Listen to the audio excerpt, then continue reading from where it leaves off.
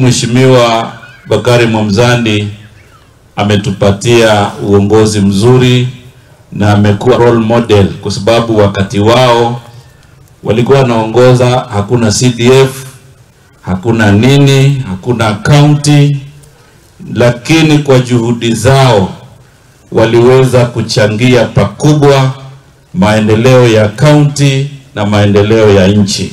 Walamu wakiweza kupatikana na jambo lolote, mtu wa Kwale yuanahunika.